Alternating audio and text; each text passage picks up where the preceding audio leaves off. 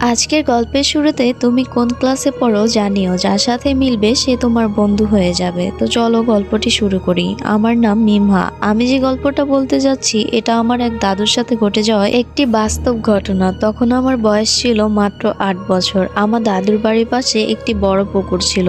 একদিন সন্ধ্যাবেলায় দাদু পুকুরের ধারে বসে মাছ কাটছিলেন। আমাদের অনেকগুলো হাঁস ছিল, কিন্তু মাছ কাটার সময় তিনি হাঁসগুলোর কথা পুরোপুরি ভুলেই গিয়েছিলেন। হঠাৎ করে হাঁসগুলোর কথা মনে পড়তেই তিনি দৌড়ে পুকুরের কাছে যান। গিয়ে দেখেন হাঁসগুলো পুকুরের একদম শেষ প্রান্তে চলে গেছে। তিনি অনেক চেষ্টা করেন সেগুলোকে ডেকে বা তাড়িয়ে তীরে আনতে, কিন্তু কিছুতেই আনতে পারেন না। এভাবেই সময় কেটে যায়। আর তখনই মাগরিবের আজান পড়ে। আশেপাশে সবাই নিজ নিজ বাড়িতে চলে যায়। ধারণা করা হয় দাদু শেষ চেষ্টা হিসেবে হাঁসগুলোকে আনতে পুকুরেই নেমেছিলেন। আমাদের গ্রামের পাশে একটি ছোট্ট ব্রিজ ছিল, সেখানে কিছু ছেলে বসে আড্ডা দিচ্ছিল। হঠাৎ তারা তাদের পায়ের কাছে পানির ভেতর কিছু একটা নাড়াচাড়া করার অনুভব করে। প্রথমে তারা ভেবেছিল এটা হয়তো কোনো মাছ, তাই বিষয়টা এড়িয়ে যায়। কিন্তু কিছুক্ষণ পর তারা বুঝতে পারে এটা স্বাভাবিক কিছু না। তখন তারা পানির ভেতর থেকে জিনিসটা তুলে দেখে ওটা কোনো মাছ না, বরং একজন মানুষ। হ্যাঁ, সেটা ছিল আমার দাদু। ততক্ষণে তিনি মারা গিয়েছিলেন। তার ফর্সা ধবধবে মুখটা কালো হয়ে গিয়েছিল,